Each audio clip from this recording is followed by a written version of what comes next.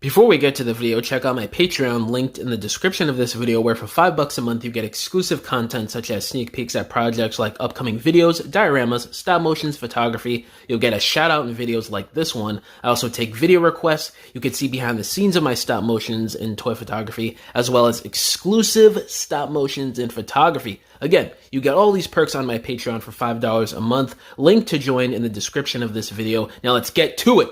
Oh man, guys, so as you can tell by the title and the thumbnail, we have some more information coming out of MCM London to discuss in this video. So sit on back, grab a snack, and listen to me ramble. So first up here, we have a new interview with Evan over at Hasbro from Arrow Fire, I think that's how you say the last part, here on YouTube, so go check them out. Pretty cool channel, it looks like. And they talked about some juicy info that Evan gave some extra details on. So let's get into that. So first thing here that he said is Mark is working on the next Haslab release that's going to be revealed in 2026. So I don't know what Mark could possibly be cooking up here. If I had to guess, my three things, I would not be surprised if he's going for something from Machine Wars, because that seems like one of his passion projects that he's been talking about from, the last couple years in interviews, and most recently I think he brought it up in an interview a few months ago. So I wouldn't be surprised if it's Machine Wars based. I also wouldn't be surprised if it's something from Beast Wars for the 30th anniversary next year. And I also would not be surprised if it's from the 1986 movie for its 40th anniversary next year as well. So those are my three picks in terms of the eras he could be pulling from, but obviously we're going to have to wait and see. Hopefully this Haslab doesn't have a bunch of horrible QC issues this time around. And he also goes into combiner frames, and it depending on the character, whether or not it's going to be a frame or a scramble city, depending on the design and the body type they have. And he specifically mentions Predaking not being on the frame in terms of the engineering of the combiner, that it would be more like the Studio Series 86 Devastator that just came out this year. So that's kind of cool to hear. We already have some insight on how Hasbro and Takara would do a modern day Predaking. That's pretty cool. I definitely prefer this idea. I think it just makes sense going by how Predaking's design is as a character.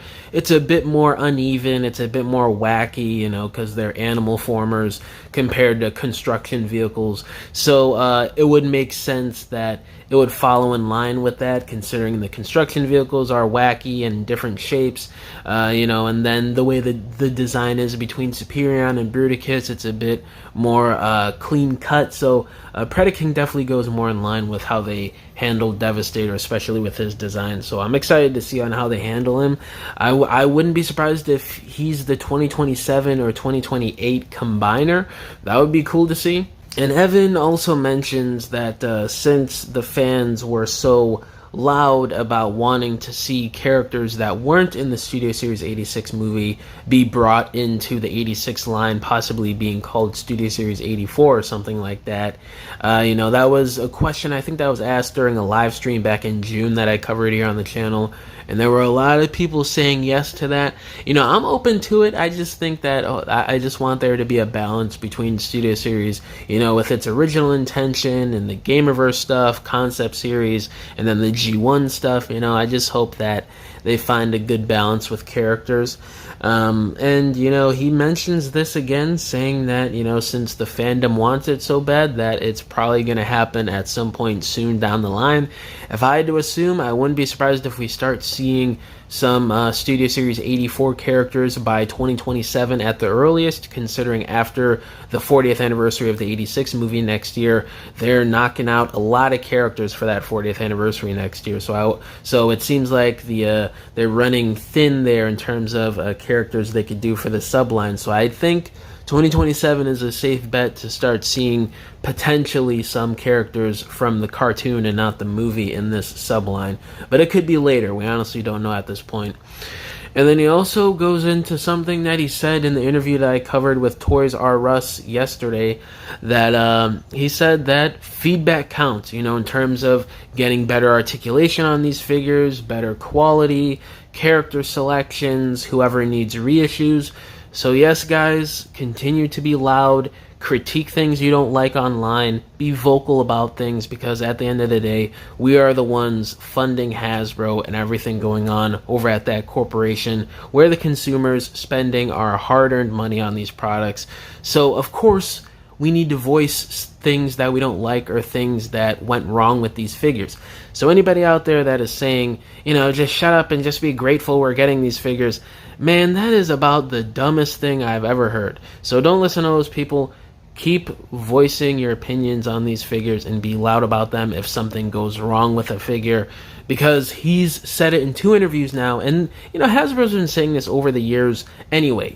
Be vocal about these things, say whatever needs work. And then he also goes on to say, he's talking about the Titan class price point and size, saying that the price and size of these figures will continue to fluctuate in the future depending on the character that they're doing. If it's a bigger character, it's going to be more pricey. If it's a smaller character like Star Convoy or Tidal Wave, it's going to be a bit cheaper or whatever. So that makes sense. That's something that they've been talking about a little bit off and on in interviews and IG DMs over the last year or so since we got Star Convoy revealed. So I'm looking forward to this. I'm curious to see how much that Age of Extinction Grimlock is going to cost next year, especially with the tariff price increases. Hopefully it's not over like $170. I think anything over that price point would be a bit much in my opinion, but I wouldn't be surprised if that figure is $200 going by the price increases next year. So hopefully that's a decent price, but I wouldn't be surprised if for like bigger characters like Scorponok or Omega Supreme at Titan class would be well over $200 nowadays, 2026 onward, due to these price hikes. So just prepare yourselves for different prices going forward and different sizes for Titan class. And he also mentions, the interviewer asked about Polar Claw, and Evan mentioned that John Warden was the one who actually wanted to make Polar Claw back in 2021 during Kingdom. That's why we saw him in the Kingdom poster originally when it was revealed, and I think that was 2020 even. So it sucks, they let him go last year, so I don't know when we would get a Polar Claw. Hopefully for the 30th anniversary, they just finally do him next year. He's a character that gets brought up a lot to be redone in Beast Wars. He's like a fan favorite at this point the last few years in terms of getting a new figure made. So hopefully sooner rather than later, we get John Warden's wish and the fandom's wish of a brand new Polar Claw in the modern era. And he once again confirms in this interview, he said this during the Toys R Us interview that I covered as well yesterday, but he says the Studio Series 86 Bumblebee mold has the Throttlebot's heads built into the tooling of that body mold, which is really exciting to hear. Obviously, we need new updates of these Throttlebots. It's been a long time coming, so I'm excited to see whenever those come out. He did say that it could be a bit of a wait, so I wouldn't be surprised if we have to wait like 2027 at the earliest. I don't think we're going to be getting them next year because we already have most, if not all, of the listings for 2026 product, but we're going to have to wait and see.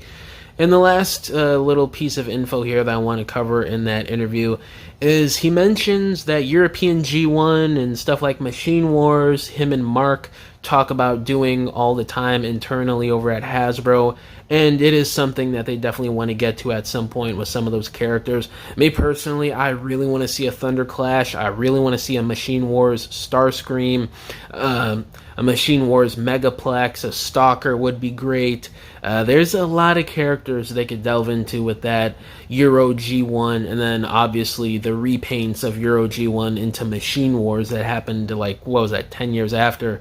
So hopefully we get to see those characters and those repaints at some point soon. I wouldn't be surprised if it's a few years wait, but you never know. It could be 2027 for all we know. But yeah, guys, let me know down below, how do y'all feel about everything that was discussed in this interview here. I will have the interview linked down below in the description of this video if you guys want to check it out for yourselves. And yeah, guys, thank you for watching this video. Catch y'all in the next one. Bye.